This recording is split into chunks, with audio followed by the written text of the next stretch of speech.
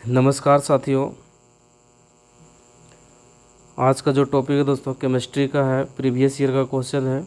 इससे पहले हम लोग क्वेश्चन नंबर 54 तक कर चुके थे। आज हम लोग क्वेश्चन नंबर 55 से करेंगे केमिस्ट्री का प्रीवियस ईयर का क्वेश्चन दोस्तों।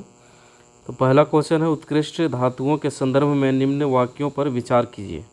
पहला है, उत्कृष्ट धातुएं प्रकृति में शुद्ध रूप में प्राप्त होती है। दूसरा, यूरेनियम एवं सीसा उत्कृष्ट धातु के उदाहरण हैं। इसका आंसर हो जाएगा दोस्तों ऑप्शन ये हो जाएगा, केवल पहला जो है वो सही है। उत्कृष्ट धातुएं प्रकृति में शुद्ध एवं मिश्र रूप में पाई जाती है। यूरेनियम एवं सीसा उत्कृष्ट धातु के उदाहरण नहीं है। नेक्स्ट क्वेश्चन, आयोडीकृत लवण में रहता है।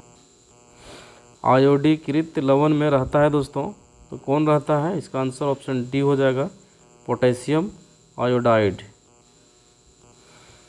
पोटेशियम आयोडाइड क्याय की संरचना एवं भौतिक गुणों में खाद्य लवण, जिसको टेबल साल्ट के समान है, व्यावहारिक स्तर पर आयोडीकृत लवण बनाने में सामान्यतः इसी का प्रयोग किया जाता है। इसके अतिरिक्त पोटेशियम आयोडेट, सोडियम आयोडेट एवं सोडियम आयोडाइड का भी प्रयोग आयोडीकृत लवण बनाने में किया जाता है।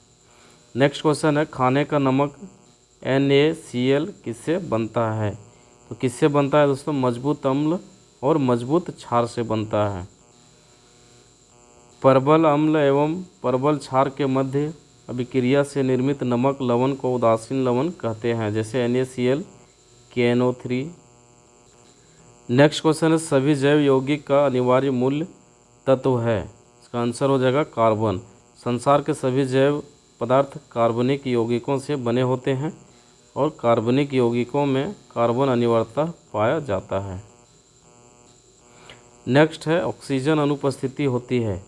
ऑक्सीजन अनुपस्थित होती है दोस्तों, तो केरोसिन में जो है वो ऑक्सीजन नहीं रहता है। नेक्स्ट क्वेश्चन है, केरोसिन में जो है वो क्या है? ऑक्सीजन नहीं रहता है, अनुपस्थित रहता है। प्रश्नगत विकल्पों में केरोसिन में ऑक्सीजन अनुपस्थित होती है। रसायन रूप से केरोसिन मिट्टी का तेल हाइड्रोकार्बन का एक मिश्रण है। ज्ञातव्य है कि हाइड्रोकार्बन केवल कार्बन तथा हाइड्रोजन के यौगिक होते हैं। नेक्स्ट है, सिगरेट लाइटर में निम्नलिखित में से कौन सी गैस प्रयुक्त होती है? तो सिगरेट लाइटर में कौन सी गैस होती है दोस्तों? इसका आंसर हो जाएगा ऑप्शन ये हो जाएगा, ब्यूटेन। ब्यूटेन एक ज्वलनशील हाइड्रोकार्बन है जिसका आणविक सूत्र C4H10 होता है। इसका उपयोग सिगरेट लाइटरों में किया जाता है।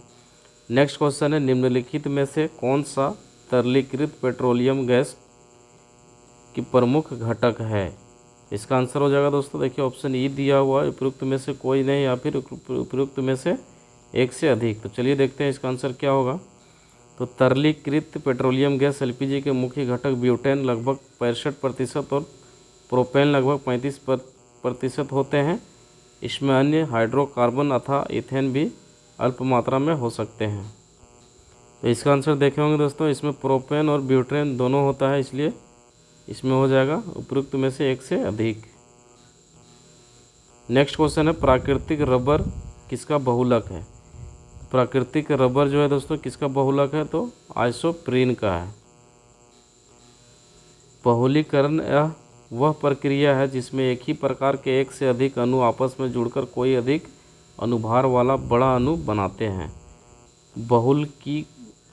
बहुलकीकरण में भाग लेने वाले अणुओं को एकलक एवं उत्पाद को बहुलक पॉलीमर कहा जाता है।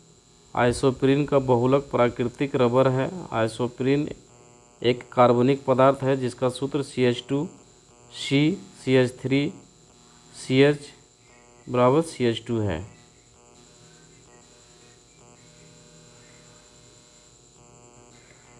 नेक्स्ट क्वेश्चन है, फलों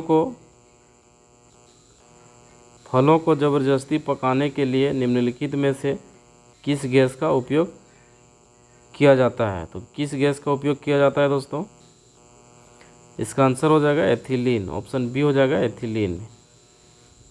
फलों के ज़बरदस्ती पकाने के लिए एथिलीन गैस का उपयोग किया जाता है। एथिलीन एक गैसीय पादप हार्मोन है जो फलों के पकने की प्रक्रिया को प्रेरित करने में महत्वपूर्ण भूमिका निभाता है।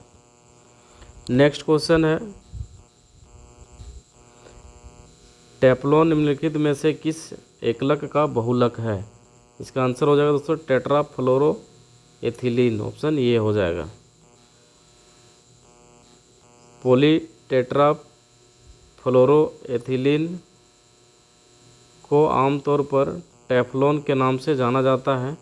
PTFE एक ठोस क्लोरोकार्बन है। इसका घनत्व 2.2 ग्राम पर सेंटीमीटर क्यूब होता है एवं इसका गलनांक लगभग 327 डिग्री C होता है। यह विशेषता बर्तनों पर न चिपकने वाली नॉन-स्टिक सतह के रूप में प्रयुक्त होता है।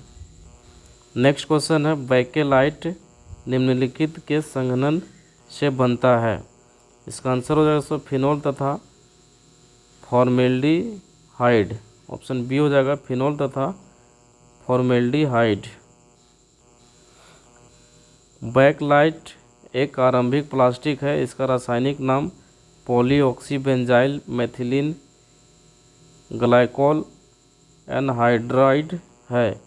यह थर्मोसेटिंग फिनोल फॉर्मेल्डिहाइड रेजिन होता है जो फिनोल और फॉर्मेल्डिहाइड से संघनन प्रतिक्रिया के फलस्वरूप बनता है। इसकी खोज वर्ष 1907 से 1909 के मध्य बेल्जियम के रसायनज्ञ लियो बैकेलैंड ने की थी।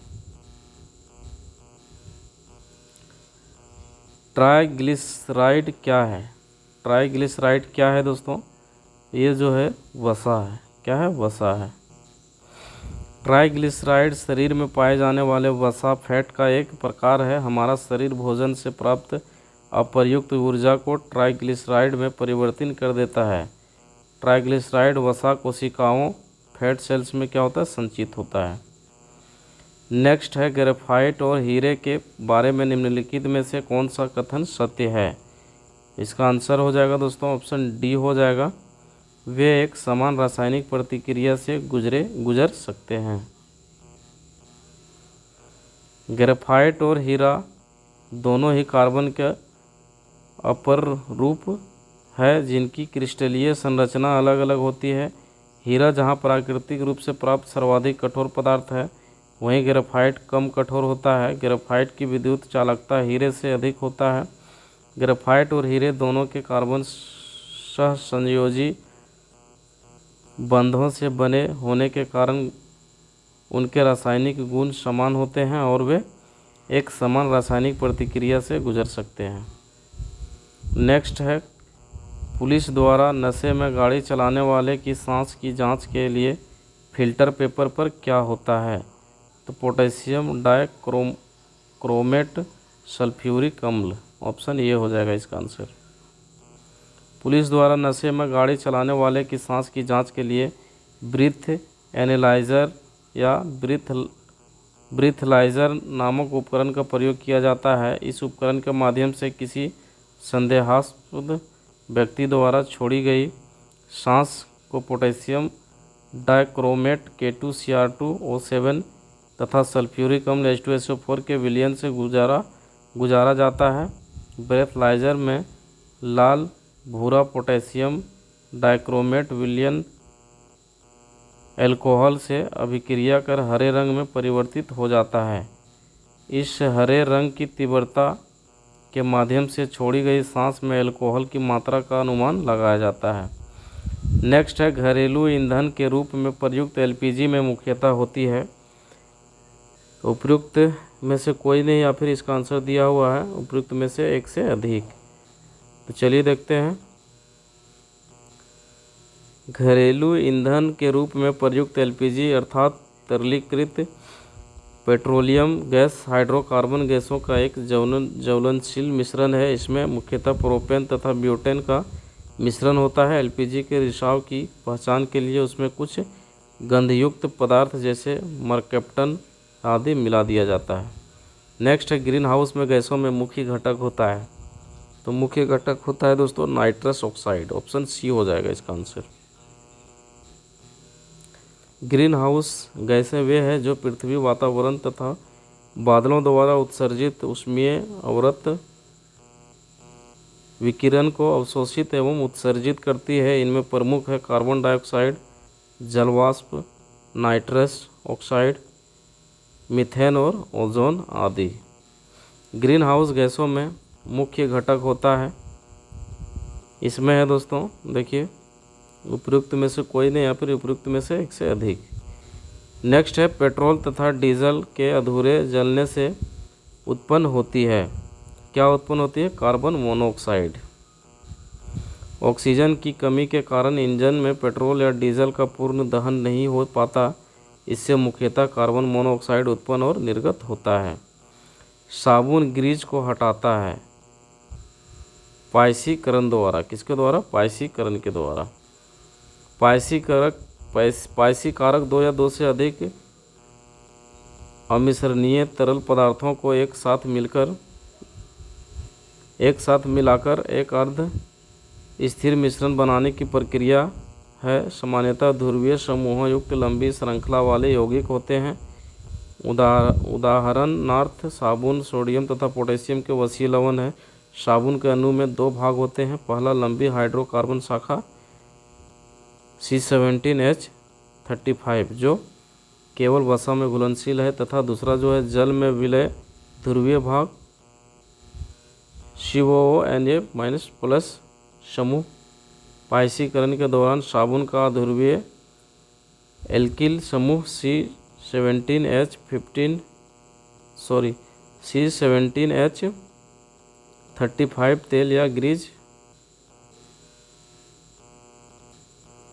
तेल या ग्रीज को घोल लेता है तथा ध्रुवीय समूह जल में घुल जाता है, और जब इसे ठीक प्रकार रगड़ा जाता है तो ग्रीज छोटी छोटी बूंदों के रूप में जल में निलंबित हो जाते हैं और जल के बहाव में सरलता से बह जाते हैं।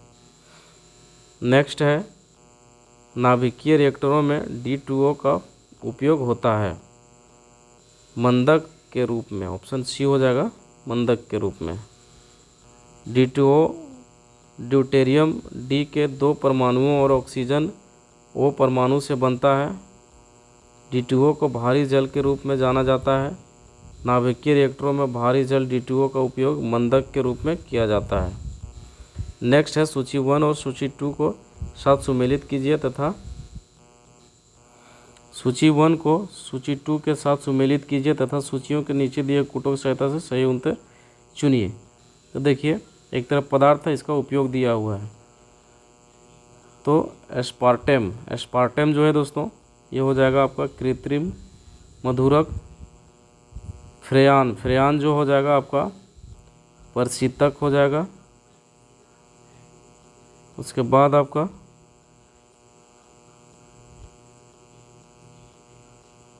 नियोप्रीन आपका संश्लेषित रबर हो जाएगा। बेनाड्रिल आपका प्रीतिहिस्टेमिन हो जाएगा।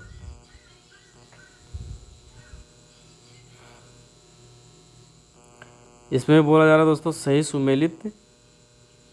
सही सुमेलन है। कौन सा सही सुमेलन? नेक्स्ट क्वेश्चन है निम्नलिखित में से किसकी मात्रा अम्ल वर्षा में सबसे अधिक होती है? किसकी मात्रा दोस्तों अम्ल वर्षा में सबसे अधिक होती है? तो इसका आंसर हो जाएगा H2SO4, ऑप्शन सी हो जाएगा इसका आंसर। वातावरणीय प्रदूषण, औद्योगिक निस्सृतों एवं प्रकृति में होने वाली विभिन्न क्रियाओं के फलस्वरूप उत्पन्न सल्फर डाइऑक्साइड SO2 तथा नाइट्रोजन ऑक्साइड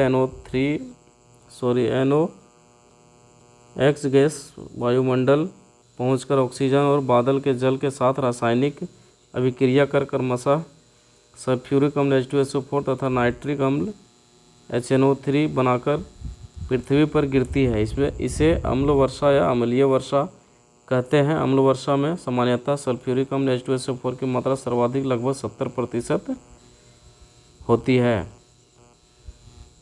अम्ल वर्षा होती है, तो अम्ल वर्षा क्या होती है दोस्तों? तो चलिए, इसमें स्टार दिया हुआ है इसका आंसर में, मतलब देखिए इसको हम लोग व्याख्या में समझते हैं। अम्ल वर्षा का मुख्य कारण सल्फर डाइऑक्साइड SO2 एवं नाइट्रोजन के ऑक्साइड ऑक्साइडों के उत्सर्जन से होने वाली वर्षा है। इन प्रदूषकों का उत्सर्जन कारखानों से, पेट्रोल से तथा ऊर्जा उत्पादन संयंत्र में कोयला जलाने से भी होता है। अतः इस प्रश्न के लिए एक से अधिक विकल्प सही है। इसका आंसर दोस्तों एक से अधिक होगा, लेकिन इसमें ऑप्शन नहीं दिया हुआ। इसका आंसर पेट्रोल से भी हो जाएगा और कोयला जलाने से भी।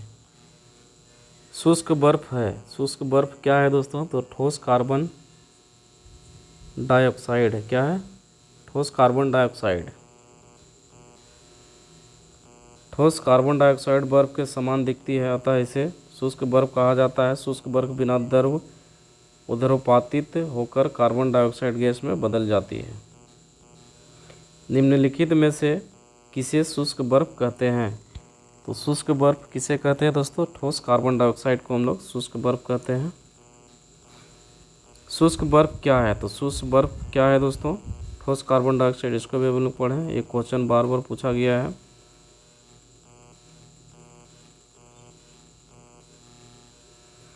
निम्न में से किसे अनबुझा चूना कहते हैं?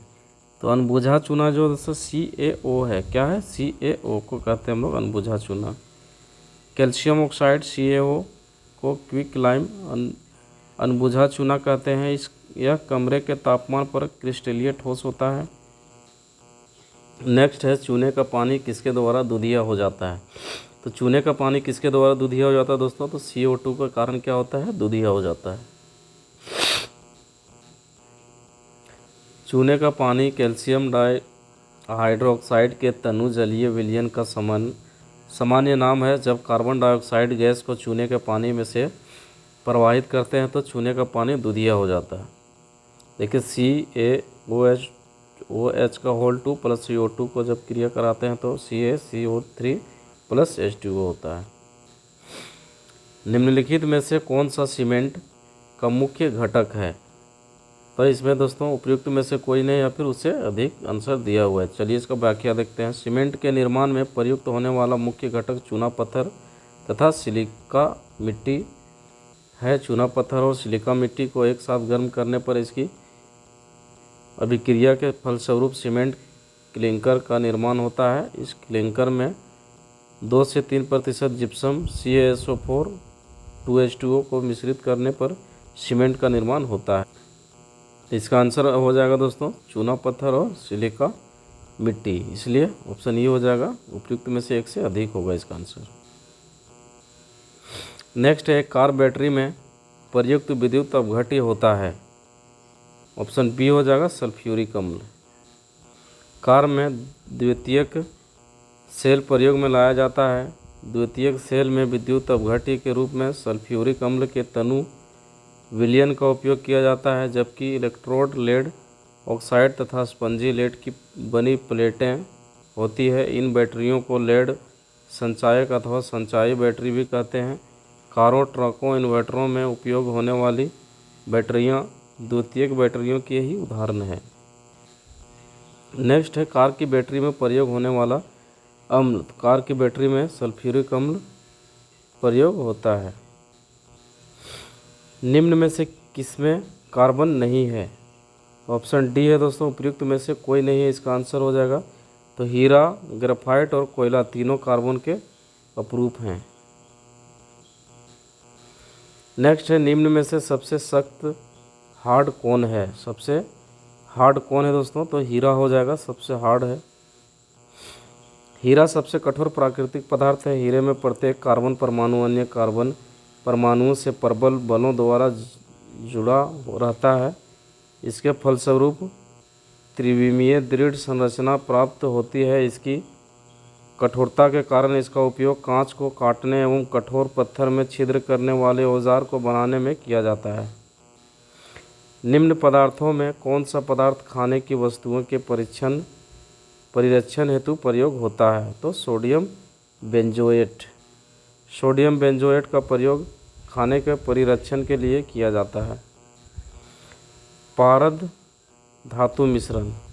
पारद धातु मिश्रण दोस्तों पारद युक्त मिश्र धातु होती है।